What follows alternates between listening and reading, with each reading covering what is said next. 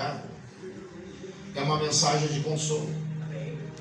Mas para aqueles que não são tão santificados assim, é uma mensagem de confronto, de encontro.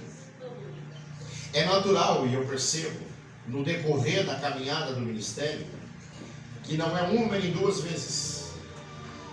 Normalmente, por as igrejas que nós passamos, eu, a Joyce, o Josué, que o Espírito do Senhor nos leva a falar sobre o arrebatamento da igreja, a volta de Jesus.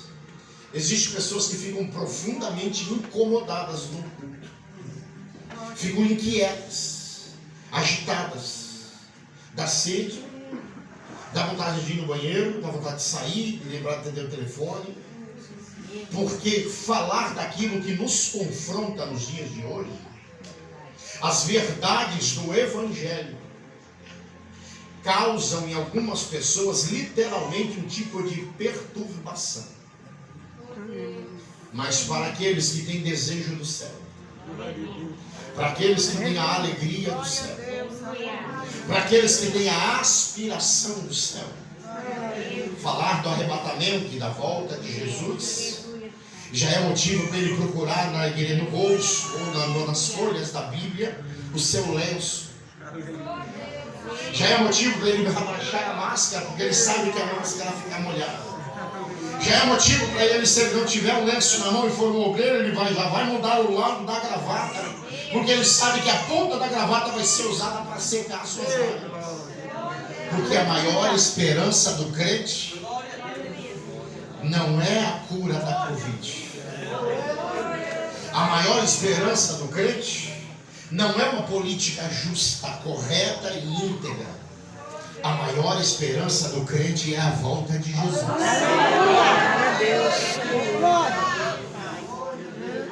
O livro do Apocalipse, ele está profundamente ligado com o livro de Daniel, com o livro de Zacarias, profeta Zacarias. Está profundamente ligado com o profeta Isaías.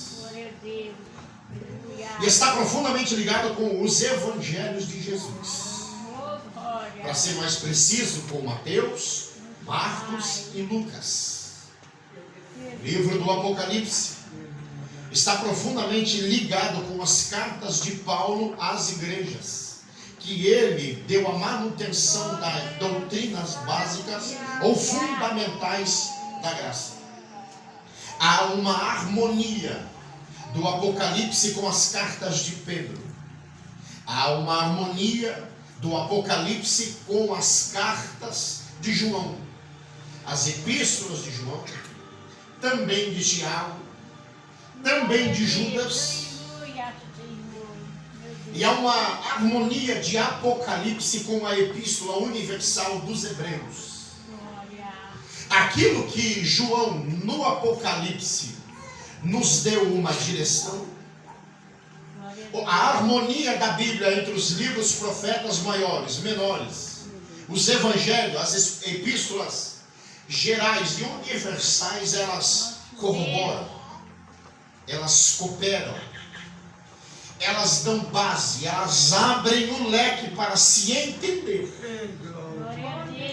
Se observarmos a igreja primitiva, desde a sua fundação até o sepultamento de João, ao encerrar o livro do Apocalipse, nós vamos observar que a igreja primitiva tinha um anseio profundo, uma aspiração profunda pela volta de Jesus.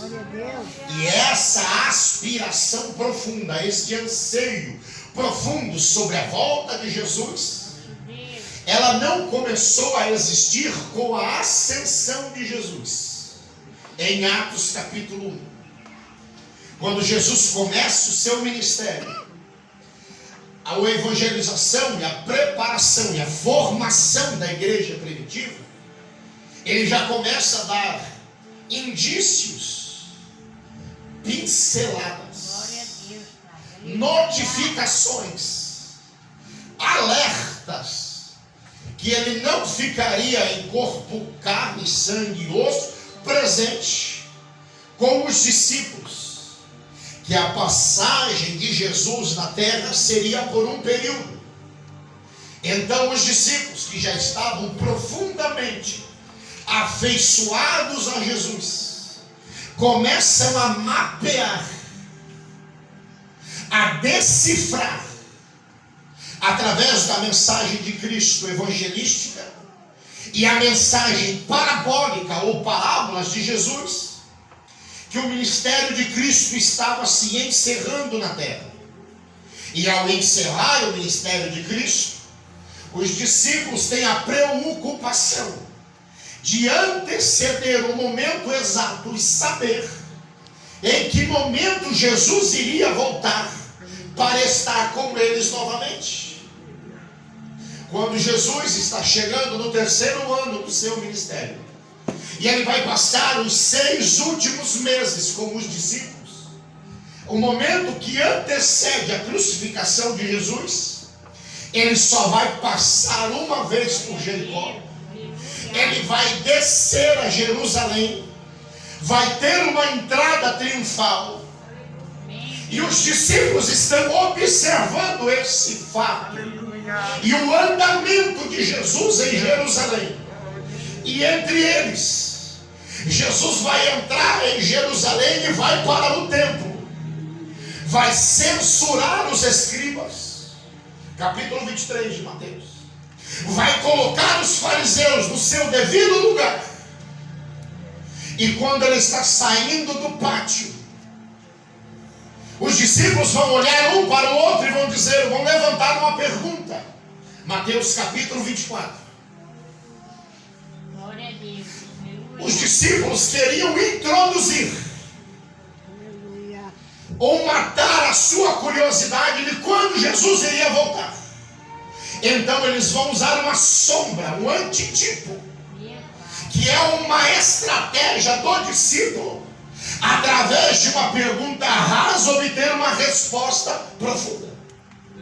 Eles vão olhar a imponência do templo, a arquitetura, o projeto arquitetônico, a formosidade do templo, que foi construída por Salomão, destruída pelos babilônicos, restaurada por Zorobabel e acabada por Herodes. E ao caminhar pelo pátio do templo, pausa nesta mensagem.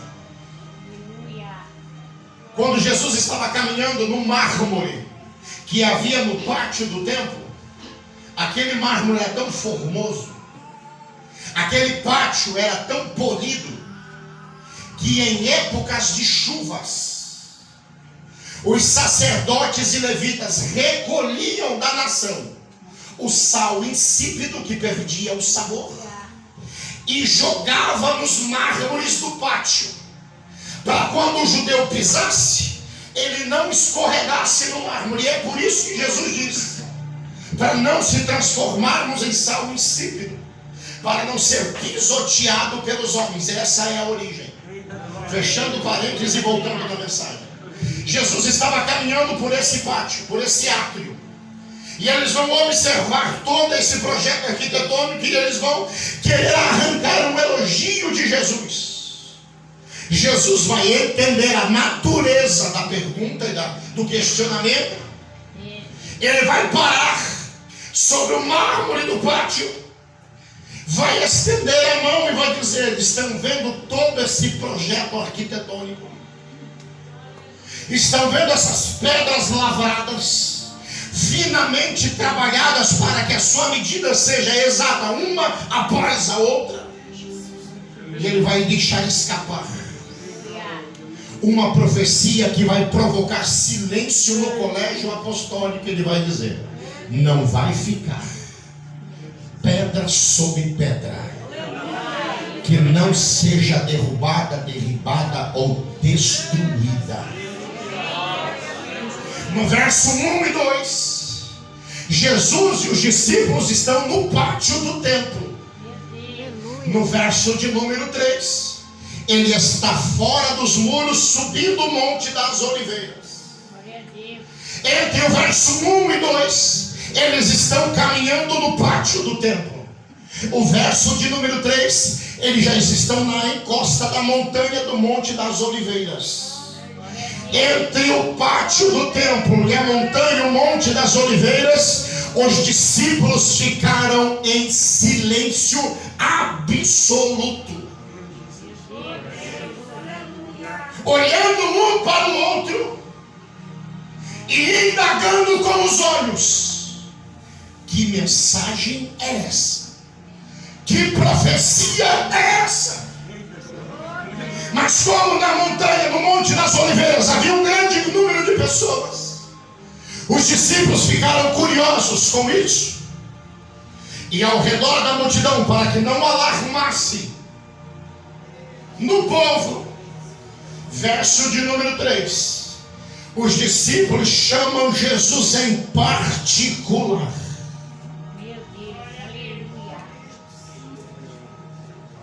Num canto isolado, Aleluia. falando baixinho: Senhor, conta-nos, quando acontecerão estas coisas? Que coisas são estas? Aquilo que ele profetizou no pátio do templo. Segunda natureza da pergunta: que sinal haverá da tua vinda? E terceira natureza da pergunta: quando será o final dos tempos ou o fim do mundo? Aleluia. O capítulo 24 de Mateus 25 é uma resposta de Jesus a essas três perguntas dos discípulos. Quando acontecerão estas coisas? Que sinal haverá da tua vinda? E quando será o fim do mundo? Jesus nem tinha subido e eles já queriam saber quando ele iria voltar. Jesus nem tinha entrado na sepultura e os discípulos já queriam saber quando ele iria voltar. E eles vão usar essa pergunta do plano arquitetônico para desencadear o maior calendário profético da Bíblia, as maiores referências dos nossos dias, falados há 2000 anos atrás. E a primeira natureza de pergunta, ele vai começar respondendo, lendo Mateus, Marcos e Lucas, você vai entender que a natureza da pergunta dos discípulos, a primeira coisa que Jesus responde é: quando acontecerão estas coisas? E o quando acontecerão essas coisas das muralhas e da cidade derrubada se cumpriu no ano 70, quando os judeus se revoltam, os romanos resolvem entrar com o imperador Tito, ou o general Tito, dentro da cidade de Jerusalém, saqueia a cidade toda, incendeia as casas, mata os judeus. E um gancho nessa profecia, Lucas escreveu dizendo: Jesus disse naquele dia, o ano 70, ai das grávidas. Aleluia. No ano 70, 2 soldados romanos saíam procurando as grávidas na cidade de Jerusalém, levavam-nas para a praça, segurava na mão esquerda, segurava na mão direita, e com uma espada afiada abria o ventre, fazendo uma cesariana sem anestesia, arrancava o bebê de dentro do ventre, jogava na rua ou na praça, colocava um gato vivo dentro da barriga da grávida, costurava e dizia: vai. Meu Deus. Oh, glória.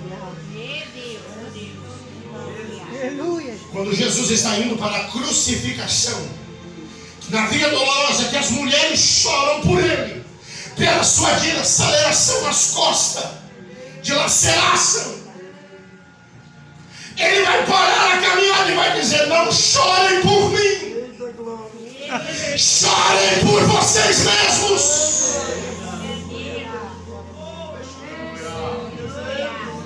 Porque como uma galinha junta seus pintainhos, eu quis juntar os filhos de Israel, mas vocês não quiseram. Quando Jesus passa pela via dolorosa, ele vai dizer: eu vou sofrer, eu vou morrer, eu vou ser sepultado, mas eu vou ressuscitar. Mas o juízo está vindo aí sobre Jerusalém. A segunda natureza da pergunta dos discípulos é aquilo que nós mais perguntamos: quando é que Jesus vai voltar? Aleluia, glória a Deus. Quando Paulo foi para Tessalônica e inaugurou uma igreja, ele pregou uma mensagem evangelística e ele levantou a esperança dos tessalônicos, dizendo: eu estou pregando para vocês hoje, mas um dia Jesus vai voltar. Sai do Tessalônica, numa outra viagem, ele vai para Corinto, incendeia a cidade de Corinto, nasce a igreja mais poderosa da Ásia Antiga, manifestação dos 9 dons espirituais. Era tão poderosa a igreja de Corinto que um dia Paulo escreveu: ei, quando for profetizar, espere um pelos outros, pegue uma senha. Deixou a mensagem evangelística, formou o rebanho e deixou a palavra de esperança: eu vou, mas antes que eu volte para vocês, pode ser que Jesus venha e os arrebate para o céu. Continua a viagem missionária, vai pregando para um, vai pregando para outro. E a igreja da Ásia e as igrejas ao redor do Mediterrâneo foram alimentando a esperança de que eles estão sofrendo, mas Jesus vai voltar. Que eles são escorraçados, mas Jesus vai voltar. Que eles são tratados com preconceito, com indiferença, com humilhação, mas o que mantém eles de pé e com a viva esperança era que Jesus iria voltar. E a esperança da volta de Jesus era maior do que as suas dores, era maior do que as suas perseguições, era maior do que as suas agonias, era maior do que as suas aflições. E para que a igreja não desmoreça da sua caminhada, Jesus deixou predito nos evangelhos, Paulo confirmou, Pedro confirmou, João confirmou, que antes da volta de Jesus haveria uma série de sinais que apontariam para a eminente volta de Jesus. A palavra sinal também se traduz na Bíblia por símbolos. Aleluia. E o Evangelho de Mateus, Marcos, Lucas e o Apocalipse, eles mapearam e foram deixando um caminho para quem ama as Escrituras, para entender que haverá acontecimentos que são símbolos da esfera espiritual, que apontam para a brevidade de Jesus. E a primeira esfera desse sinal é a natureza. Terremoto, maremoto, mudanças climáticas catastróficas. A natureza vai pregar a volta de Jesus. Paulo escreveu aos Romanos no capítulo 8 e verso 22: toda a criação está gemendo na expectativa pelo dia da sua redenção. Se a igreja não pregar, a natureza vai pregar. Se nós não pregarmos, o mar vai pregar, o vento vai pregar, os terremotos vão pregar, as placas tectônicas vão pregar que Jesus está voltando, que está prestes a acontecer o maior fato da história da igreja, a maior notícia para a sociedade. Não é que abriu uma igreja na esquina, não é que um bar fechou e abriu um ponto de pregação. A maior notícia notícia da humanidade é: o sol